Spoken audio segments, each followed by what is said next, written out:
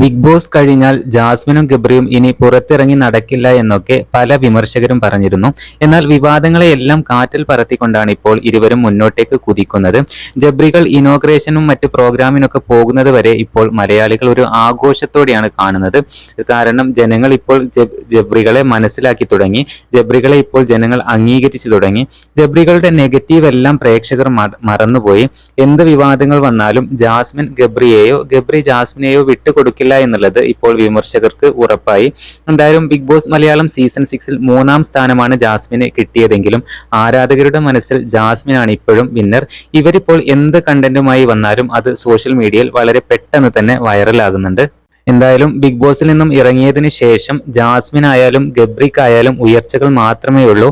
ഇരുവരുടെയും ഇൻസ്റ്റഗ്രാമിലെ ഫോളോവേഴ്സ് അതുപോലെ യൂട്യൂബിലെ സബ്സ്ക്രൈബേഴ്സ് എല്ലാം വളരെയധികം കൂടിയിട്ടുണ്ട്. എന്തായാലും ഗബ്രി ബിഗ് ബോസിൽ നിന്നും ഇറങ്ങിയതിന് ശേഷമാണ് തൻ്റെ പുതിയ യൂട്യൂബ് ചാനൽ സ്റ്റാർട്ട് ചെയ്യുന്നത്. ഗബ്രിക്കും വളരെയധികം സബ്സ്ക്രൈബേഴ്സ് കൂടിയിട്ടുണ്ട്. ജാസ്മിൻ ഇപ്പോൾ 14,90,000-ൽ കൂടുതൽ സബ്സ്ക്രൈബേഴ്സ് ആണുള്ളത്. അധികം വൈകാതെ തന്നെ ജാസ്മിന്റെ സബ്സ്ക്രൈബേഴ്സ് 1.5 മില്യൺ ആവാനായി തുടങ്ങി. എന്തായാലും ജാസ്മിൻ പങ്കുവെക്കുന്ന എല്ലാ വീഡിയോസും തന്നെ വളരെ പെട്ടെന്നാണ് സോഷ്യൽ മീഡിയയിൽ വൈറലാകുന്നത്. എന്തായാലും പുതിയ അപ്ഡേറ്റുകൾക്ക് നമ്മുടെ ചാനൽ മറക്കാതെ സബ്സ്ക്രൈബ് ചെയ്യണേ.